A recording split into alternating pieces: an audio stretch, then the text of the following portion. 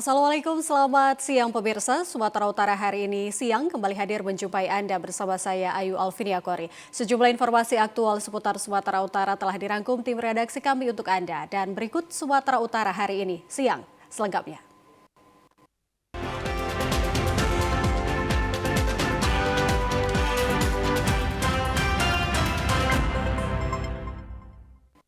Kita awali informasi pertama, pemirsa tim gabungan Satres Narkoba dan Satsamapta Polrestabes Medan menggerebek kawasan bantaran rel kereta api Tembung yang selama ini kerap dijadikan sebagai tempat transaksi dan penggunaan narkoba.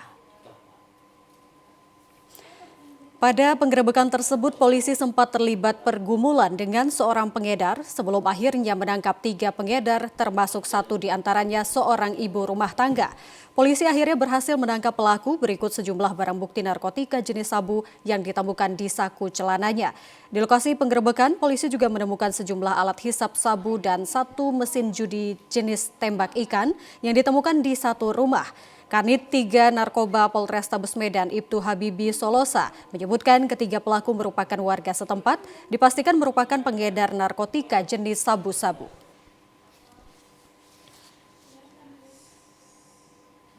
Kita mengamankan 3 orang, di mana yang sudah kita amankan ada 2 orang pria dan 1 orang wanita. Ada beberapa barang bukti sabu-sabu yang masih kita dalami dan kita yakini yang bersangkutan diamankan sebagai pengedar narkotika. Polisi kini tengah mendalami keterangan ketiganya guna menangkap pemasok narkoba yang disita dari para pelaku. Guna memberantas narkoba di kawasan ini, polisi berencana akan terus melakukan penggerebekan mengingat praktek penyalahgunaan narkoba di kawasan ini masih terus terjadi. Kita ke informasi lain, pemirsa 2 unit rumah semi permanen di kawasan padat penduduk di Kota Medan ludes terbakar akibat korsleting listrik saat mencolok pemanas nasi. Lokasi gang yang sempit dan banyaknya warga menjadikan kendala dalam proses pemadaman. Kepulan asap tebal dan kobaran api dengan cepat membakar habis 2 unit rumah semi permanen di kawasan padat penduduk Kota Medan di Jalan Amaliun Medan, Sumatera Utara. Banyaknya material yang mudah terbakar menyebabkan api terus berkobar. Api pertama kali muncul dari lantai 2 rumah langsung menghabiskan seluruh isi rumah.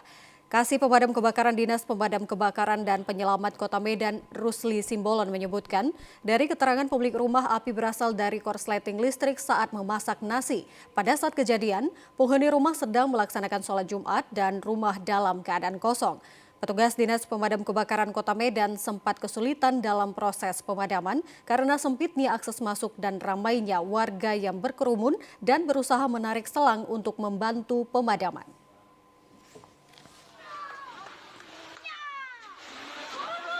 Kebetulan saya sudah dapat informasi dari si pemilik anaknya berhubung tadi sholat Jumat, bapaknya katanya sholat Jumat. Setelah pulang sholat Jumat, api sudah besar. Menurut informasi bapaknya, api berasal dari atas. Selama kurang lebih setengah jam setelah menurunkan 6 unit mobil pemadam api berhasil dijinakkan. Tidak ada korban jiwa dalam peristiwa ini, namun kerugian material diperkirakan mencapai puluhan juta rupiah. Sementara itu pemirsa, eksekusi rumah dan lahan di Jalan Sudirman, Kota Binjai ricuh. Keluarga tergugat dan pihak kepolisian terlibat bentrok. Pihak tergugat menilai eksekusi ini cacat hukum. Beginilah suasana eksekusi di Jalan Sudirman Binjai, Kota Binjai. Sejumlah massa terlibat bentrok dengan petugas keamanan. Bentrokan berawal saat petugas eksekusi dari Pengadilan Negeri Binjai tiba di lahan yang akan dieksekusi. Keluarga tergugat yang tidak terima mencoba menghadang sembari memberikan penjelasan. Pihak kepolisian yang mengawal pengamanan eksekusi juga memberikan penjelasan agar keluarga tergugat membiarkan pihak Pengadilan Negeri Binjai melakukan eksekusi. Tidak terima, keluarga tergugat melakukan perlawanan dan menghalangi petugas. Pihak kepolisian mengamankan beberapa orang massa yang diduga sebagai pemicu kericuhan. Pihak PN Binjai akhirnya melakukan eksekusi dan membongkar bangunan yang ada di dekat lokasi. Dalam eksekusi ini, pihak PN Binjai didampingi Kepolisian Polres Binjai, Brimob, dan pihak TNI. Sebelum melakukan eksekusi, pihak Pengadilan Negeri Stabat membacakan hasil putusan majelis hakim. Dalam eksekusi ini, kuasa hukum tergugat mengatakan pemenang dalam sengketa lahan ini tidak memiliki sertifikat yang asli karena sertifikat yang ditunjukkan itu diduga palsu dan tidak terdaftar di Badan Pertanahan Nasional. Akibat meluapnya aliran sungai Belumai beberapa hari lalu mengakibatkan banjir di beberapa titik di Kabupaten Deli Serdang dan berdampak pada sejumlah rumah yang nyaris roboh akibat longsor. Terlihat suasana di lokasi sejumlah rumah di bantaran sungai di Desa Tumpatan Nibung, Kecamatan Bantangkuis nyaris roboh. Bahkan 2 unit rumah bagian dapurnya sudah ambruk akibat longsor. Kejadian ini bermula pada saat hujan deras beberapa waktu lalu yang mengakibatkan meluapnya aliran sungai Belumai. Tanah di bantaran sungai mulai terkikis hingga merobohkan bagian dapur rumah warga. Sedikitnya ada 40 rumah di sepanjang bantaran sungai di Dusun 1 Desa Tumpatan Nibung yang kondisinya memprihatinkan dan nyaris longsor. Warga sudah berulang kali melaporkan melaporkan terjadinya pengikisan bibir sungai ke pemerintah. Namun hingga kini belum juga ada tanggapan. Salah seorang pemilik rumah yang terdampak longsor, Sri Nurhayati, mengatakan meluapnya air aliran sungai Belumai mengakibatkan bibir sungai terkikis dan berdampak pada rumah-rumah yang ada di pinggir sungai. Sudah ada 2 rumah yang dapurnya roboh karena tanahnya terkikis air sungai. Saat ini warga masih tetap bertahan di dalam rumah karena tidak ada tempat untuk mengungsi. Diiringi hujan, jadi dihempaskanlah dinding sungai itu, jatuhlah tanah-tanah tadi, kena dinding rumah, bolong. Udah gitu, hujan banjir lagi, ya gitulah, habislah lagi longsor lagi terus. Ini kejadian jatuh ini kemarin siang jam 2. Sementara itu, Kaur Desa Tumpatan Nibung Solihin mengatakan sungai ini dahulunya tidak seluas sekarang dan rumah warga masih jauh dari batas daerah aliran sungai. Pemerintah desa telah melapor ke pihak Balai Wilayah Sungai Sumut, namun belum juga mendapat tanggapan. Itu dulu sungai ini asal-muasalnya pun hanya 15 meternya lebarnya. Sekarang menjadi 100 meter, 70 meter, bervariasi lebarnya. Bahkan jalan kita ini pun hampir nanti bentar lagi pun, saya nggak menjamin 2 tahun lagi pun mungkin jalan yang udah ada ini mungkin longsor. BWS udah turun meninjau di sini. Bahkan di sini pun orang BWS ada pembangunan bronjong di Sungai Batu Gingging namanya. Nah, kebetulan ini kan di desa kita ini ada pembangunan waduk.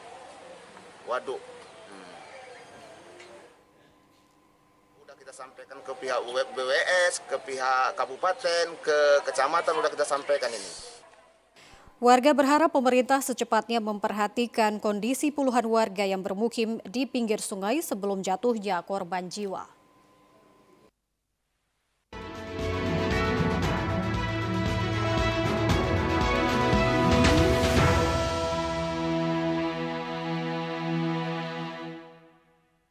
Pemirsa, Kesbangpol dan Komisi Pemilihan Umum Daerah Kabupaten Labuhan Batu Selatan menggelar sosialisasi pendidikan pemilih pemula dengan mendatangi sekolah.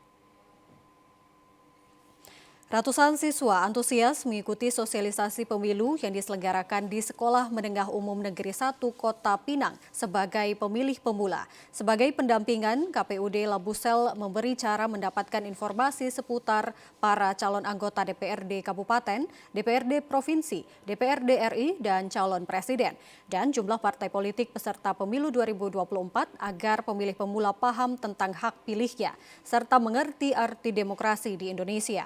Selain itu, para siswa juga dapat memilih sesuai pilihannya saat akan melakukan pencoblosan surat suara nantinya.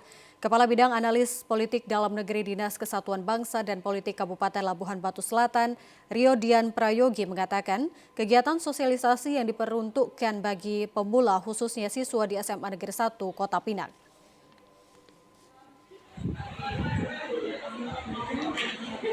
Ya, kegiatan kita hari ini adalah sosialisasi yang diperuntukkan untuk pemilih pemula, khususnya siswa-siswi yang ada di SMA Negeri 1 Kota Pinang. Tujuannya sendiri, Pak? Tujuannya, program ini merupakan program dari Bidang Politik Dalam Negeri, dari Kesatuan Bangsa dan Politik Labuhan Batu Selatan. Kita memfasilitasi untuk peningkatan partisipasi politik, terutama bagi pemilih pemula yang ada di SMA Negeri 1 Kota Pinang. Ketua KPUD Labuhan Batu Selatan Saipul Bahri Dalimunti menyampaikan apresiasi terhadap program dari Kasbangpol untuk meningkatkan partisipasi siswa SMA usia 17 tahun untuk pertama kali ikut sebagai pemilih pada pemilu 2024 akan datang. Dan sosialisasi kepada pemilih-pemula ini, Pak. Saya sangat mengapresiasi terhadap program yang dilaksanakan oleh Kesbangpol karena ini merupakan salah satu cara untuk meningkatkan partisipasi masyarakat. Di SMA ini merupakan pemilih pemula untuk pemilu 2024 yang mayoritas warganya, siswanya adalah yang berusia 17 tahun. Sosialisasi pendidikan politik pemilih pemula ini bertujuan untuk memfasilitasi dan meningkatkan partisipasi warga dan pemilih pemula ikut serta mensukseskan pemilu tahun 2024. Pemerintah daerah Mandailing Natal menyetujui anggaran pelaksanaan pemilihan kepala daerah tahun 2024 kepada KPU, Bawaslu, TNI, dan Polri sebesar 81 miliar. Penandatanganan kesepakatan naskah perjanjian hibah daerah dalam pelaksanaan Pilkada tahun 2024 mendatang dilaksanakan di Komplek Perkantoran Bupati Mandailing Natal. Keputusan ini disetujui pemerintah daerah Mandailing Natal dengan menggelontorkan biaya kepada Komisi Pemilihan Umum sebesar 55 miliar rupiah dan Bawaslu sebesar 17 miliar. Sementara untuk dana pengamanan Pilkada kepada TNI dan Polri senilai 9 miliar rupiah. Bupati Mandailing Natal Muhammad Ja'far Suhairi Nasution mengatakan dengan persetujuan ini pelaksanaan Pilkada tahun 2024 dapat berjalan lancar, penuh kegembiraan sehingga tercipta demokrasi yang aman dan damai.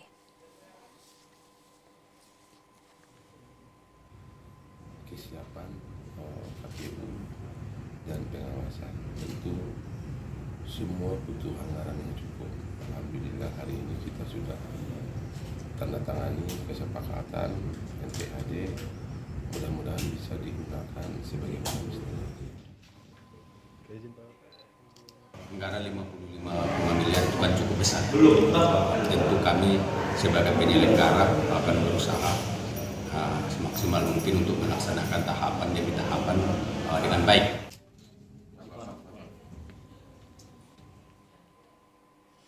Pemirsa, informasi aktual lainnya dapat Anda ikuti setelah informasi berikut ini. Tetaplah bersama kami di Sumatera Utara hari ini.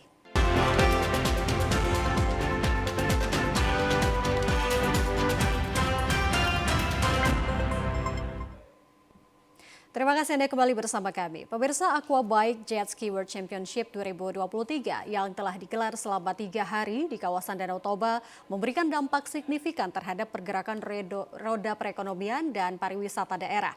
Dan untuk mengetahui informasi selengkapnya kita telah terhubung dengan reporter TVRI Widya Utami di Pangururan Samosir.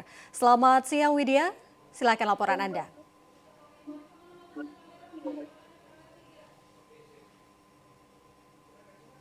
Ya baik, selamat siang Kori dan pemirsa. Aquabike Jet Ski World Championship 2023 yang telah digelar selama 3 hari di kawasan Kabupaten Toba memberikan dampak signifikan dan tentunya juga dukungan promosi yang tak terhingga kepada sektor perekonomian dan juga pariwisata di Indonesia, khususnya bagi masyarakat sekitar Kabupaten Toba ataupun di wilayah Danau Toba. Dan tentunya menjadi wadah bagi para pelaku UMKM untuk kemudian mengembangkan sayap usahanya menjadi lebih besar.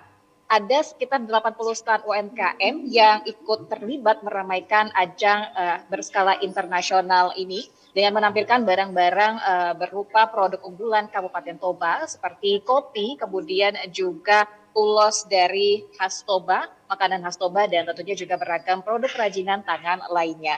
Selain itu, event ini juga merupakan ajang untuk mempromosikan Danau Toba sebagai salah satu dari 5 destinasi pariwisata super prioritas di Indonesia. Penyelenggaraan event berskala internasional di Danau Toba merupakan event yang berkelanjutan untuk meningkatkan trafik wisatawan.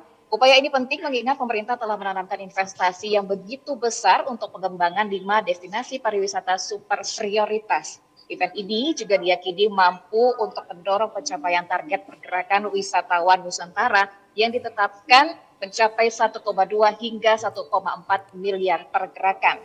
Dan untuk itu Bupati Toba Fandiko Tegultom mengatakan berbagai lapisan masyarakat, komunitas hingga UMKM lokal digandeng untuk turut serta memeriahkan rangkaian ajang ini. Mengingat ajang serupa akan juga dilaksanakan selama 5 tahun ke depan.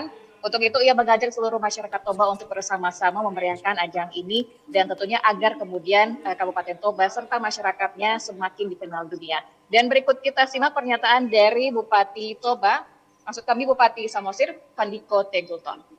Pelaku UMKM, seluruh pelaku wisata, seluruh pelaku budaya kita libatkan. Jadi betul-betul kali ini masyarakat yang berpesta. Jadi mudah-mudahan tahun depan bisa kita laksanakan kembali, ya. Tentu dengan adanya acara ini, ya, masyarakat dunia sudah semakin melihat dan mengenal bahwasanya masyarakat atau orang Batak ramah-ramah. Ya baik, Kori dan juga pemirsa melalui Aquabike Jet Ski World Championship 2023, pemerintah Indonesia menargetkan memperoleh keuntungan sebesar 60 hingga 70% lebih besar dari pegelaran F1 H2O yang diselenggarakan pada Februari 2023 lalu. Tahun lalu disampaikan bahwasannya F1 H2O berhasil memberikan keuntungan sebesar 1,7 triliun bagi perekonomian masyarakat sekitar Danau Toba. Sebab memang perhelatan event internasional ini telah memberikan dampak multiplier terhadap ekonomi lokal di area amenitas termasuk akomodasi, transportasi, dan lain-lain, penyediaan lapangan kerja, marketing, dan juga aksesibilitas. Demikian kami sampaikan dari Pengururan Samosir. Kembali ke Anda, Korin. Baik, terima kasih Widya atas laporan Anda. Terus jaga kesehatan Anda dan selamat bertugas kembali. Kita ke informasi berikutnya, pemirsa. Ribuan masyarakat Samosir sangat antusias menyaksikan babak penyisihan Aquabike Jet Ski World Championship 2023 di sepanjang Pantai Putri Lopian, Kecamatan Pangururan, Kabupaten Samosir. Warga terlihat begitu antusias menyaksikan jalannya babak penyisihan Aquabike Jet Ski World Championship 2023 di sepanjang Jalan Pantai Putri Lopian. Warga sampai berdesak-desakan untuk menyaksikan babak penyisihan tersebut. Meski demikian, event tersebut berjalan aman dan lancar. Bupati Samosir Fandiko Gultom yang juga turut menyaksikan jalannya babak penyisihan Aquabike mengatakan animo masyarakat untuk menyaksikan dan mensukseskan event Aquabike ini cukup tinggi. Terlihat di sepanjang Pantai Putri Lopian dipenuhi oleh ribuan wisatawan maupun masyarakat setempat.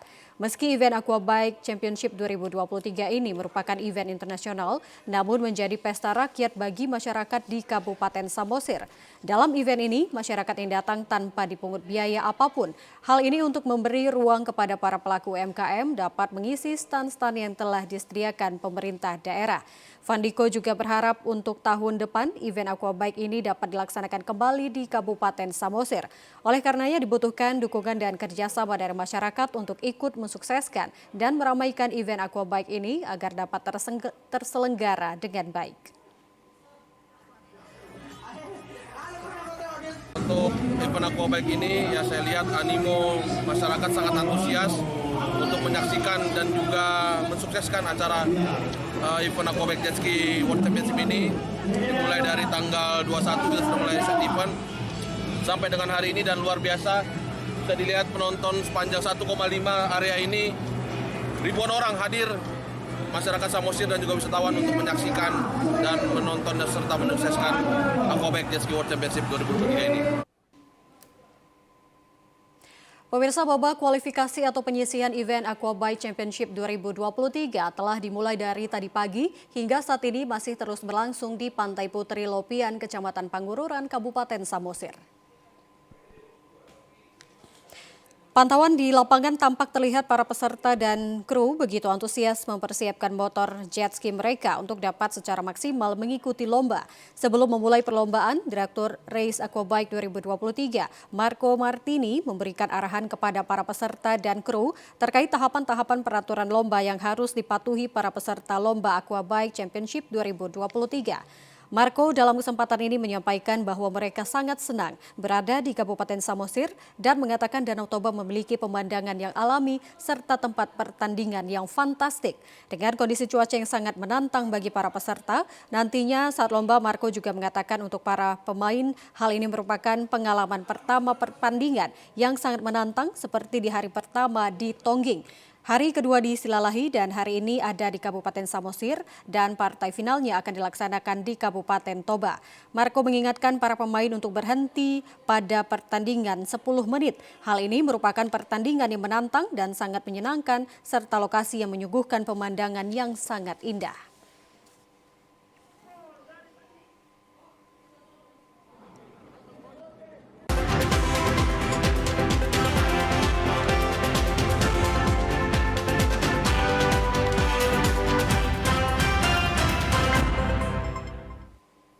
Terima kasih pemirsa Anda kembali bersama kami. Pemirsa, tim jagonya ayam mendominasi Danau Toba Rally 2023 pada Super Special Stage atau Super SS yang berlangsung di lintasan Caldera Nomadic Escape. Sean Gelael dan Soban Aksa tampil sebagai yang tercepat di Super SS ini. Untuk mengetahui informasi selengkapnya kita sudah terhubung dengan reporter Lukman Hakim Sitorus. Selamat siang Lukman, silakan laporan Anda. Baik Kori, pemirsa benar sekali ya. Pemirsa saat ini saya berada di kawasan Danau Toba Pacific Rally 2023 melaporkan di mana tim jagonya ayam mendominasi Danau Toba Rally 2023 sebagai Super Special Stage Super SS yang berlangsung di lintasan Caldera Nomadic Escape di mana pembalap nasional Sean Gelael dan Soban Aksa tampil sebagai yang tercepat di Super SS ini. Dan pada lintasan Super SS sepanjang 3,10 km ini merupakan pembuka SS1 di mana pembalap Sean Gelael membawa bendera jagonya ayam tampil sebagai yang tercepat pada kategori Grand Final FPRC Danau Toba Rally 2023. Sean bersama navigatornya Moga Malga HS ini mencatatkan waktu tercepat 1 menit 28 detik. Sementara itu Rally Nasional Soban Aksa Agus Sarwono yang juga tim jagonya ayam di posisi kedua dengan catatan waktu selisih 0,05 detik dari Sean Gelael. Namun catatan Soban ini menjadikannya sebagai yang tercepat pada Kejurnas Rally 2023 dengan waktu 1 menit 29,2 detik. Di posisi ketiga, Kori dan pemirsa kategori FPRC ditempatkan Rally LFN Sederhana Motorsport, yakni Diva Sungka bersama Bibit Search dengan selisih waktu 001,8 detik. Dan catatan Rifan ini menempatkannya pada posisi kedua pada Kejurnas Rally dengan selisih 001,3 detik dari Soban.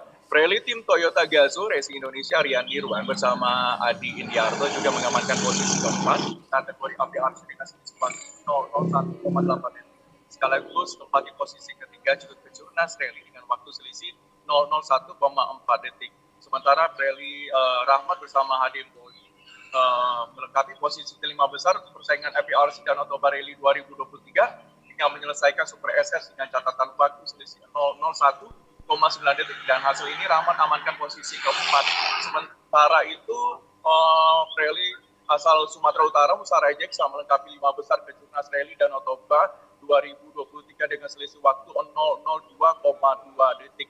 Dan untuk diketahui pemirsa dan Kori, Grand Final Asian Pacific Rally Championship ini diikuti 67 rally yang bertarung kecepatan di lintasan hutan tanaman industri di kawasan sektor Aiknauli Parapat Kabupaten Simalungun dari kemarin hingga besok jadi hari terakhir 26 November 2023. Pemirsa dan Kori, pada hari ini rally juga akan menuntaskan 6 SS sepanjang 77,58 km yang berlangsung di kawasan ini juga.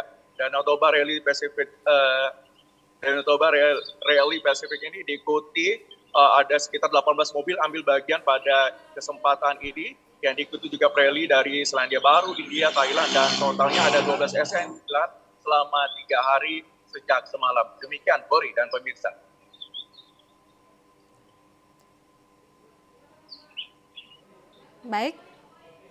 Baik, terima kasih Lukman atas laporan Anda.